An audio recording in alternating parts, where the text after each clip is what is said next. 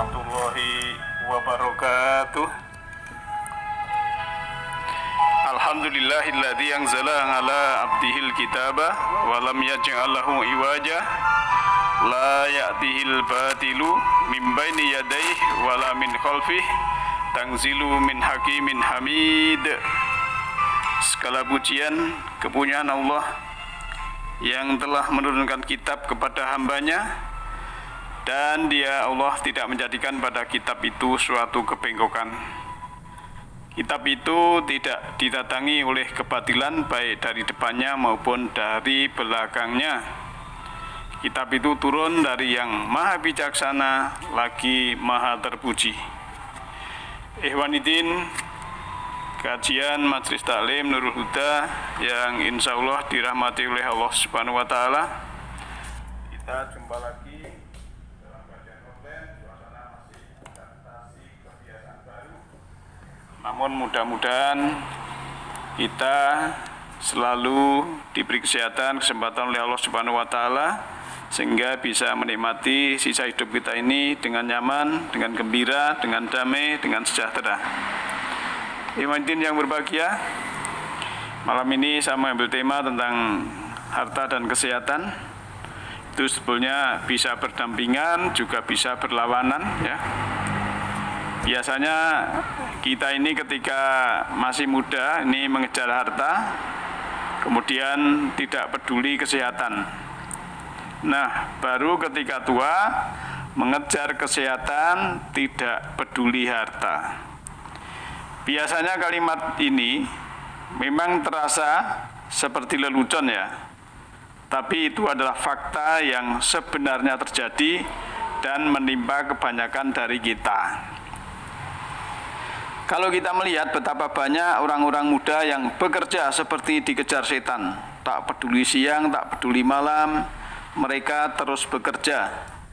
Apalagi di negara-negara maju atau yang sedang berproses untuk maju, banyak terdapat yaitu kerja keras tanpa kenal waktu, istilahnya penggila kerja.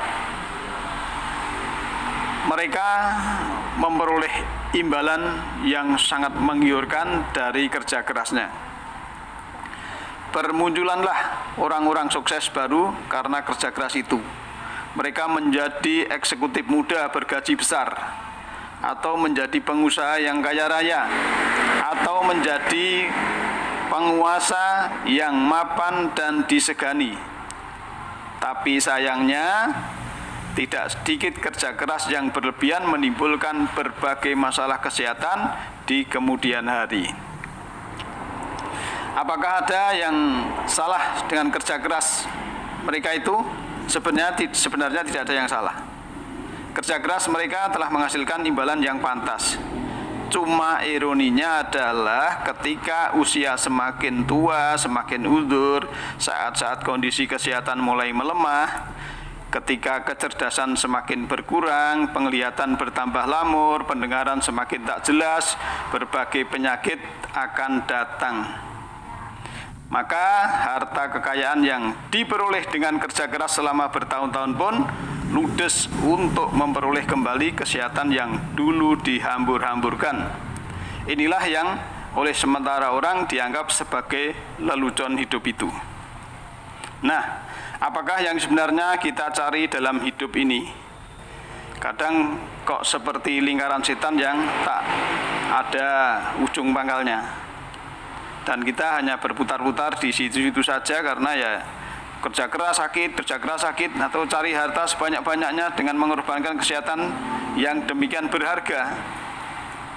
Dan setelah memperolehnya, harta itu kita belanjakan lagi untuk memperoleh kesehatan yang sudah terlanjur hilang. Betapa lucunya. Maka dalam Al-Quran kita memang suruh memperhatikan yang kita minum.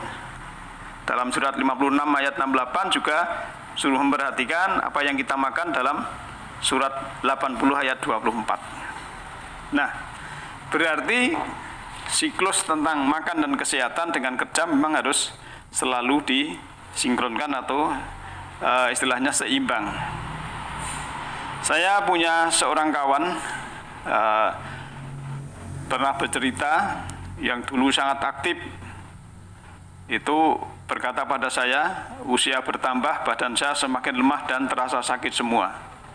Dia merasakan itu saat usianya menginjak kepala 4. Dulunya ia pekerja keras yang sering lupa waktu dan kondisi kesehatannya. Dia itu hidupnya tergolong mapan, hasil dari kerja kerasnya waktu muda itu.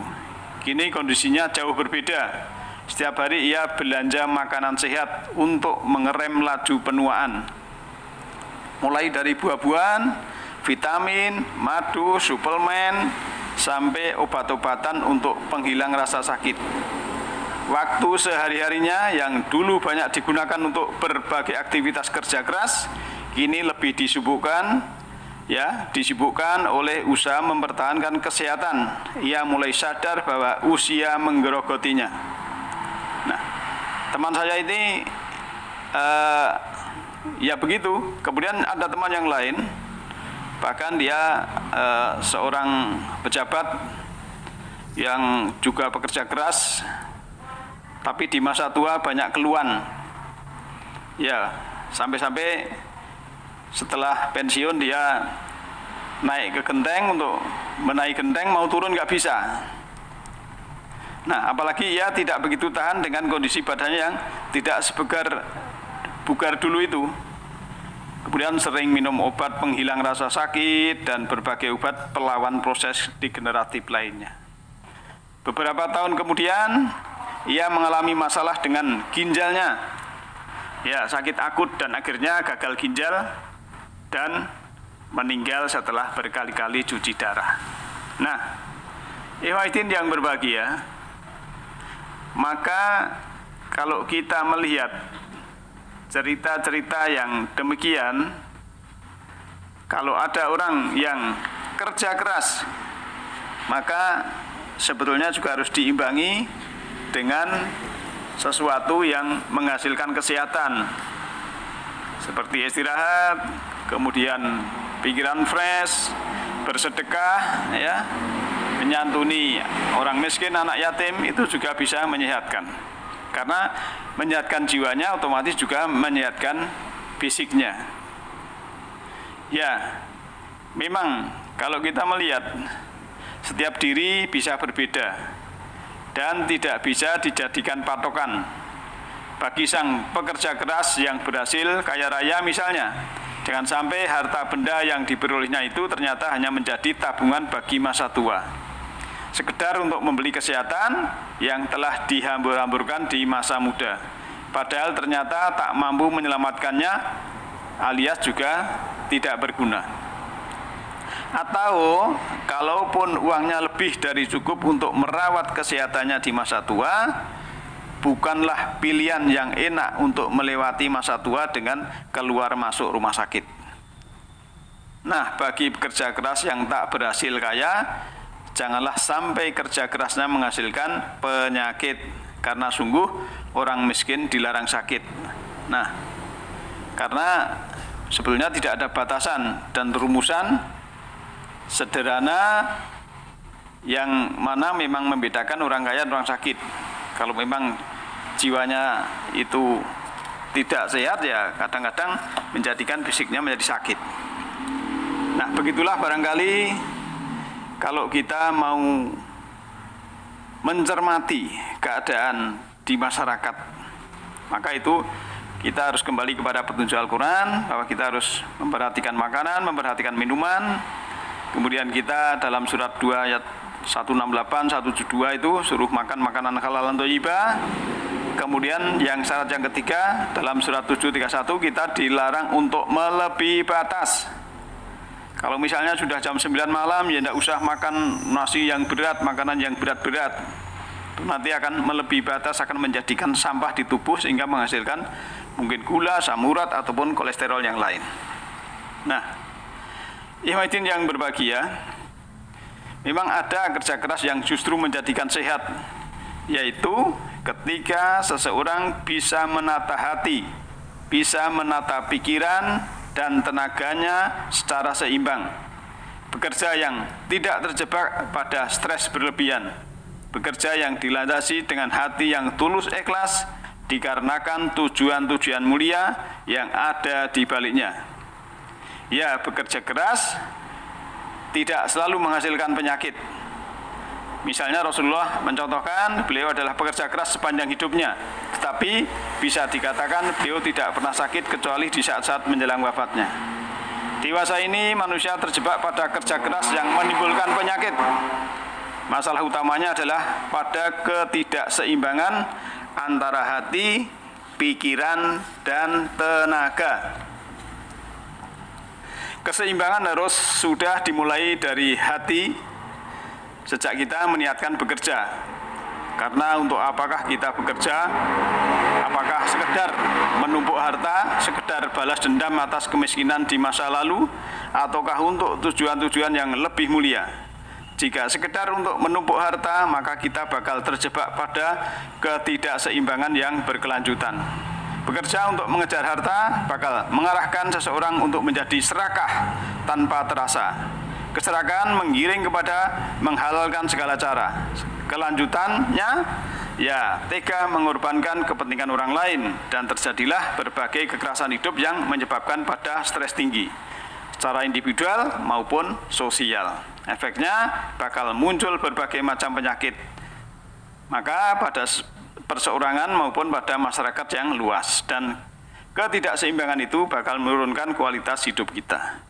Itu yang berbahagia, maka kuncinya adalah kita kalau melihat petunjuk harus selalu seimbang, jangan sampai seperti ayat yang disinyalir oleh Allah Subhanahu wa taala dalam surat kedua ayat 95-96 itu, yaitu dan sekali-kali mereka tidak akan mengingini kematian itu selama-lamanya karena kesalahan-kesalahan yang telah diperbuat oleh tangan mereka, dan Allah Maha mengetahui siapa orang yang aniaya. Dan sungguh kamu akan mendapati mereka manusia yang paling serakah kepada kehidupan dunia, bahkan lebih dari orang-orang musyrik.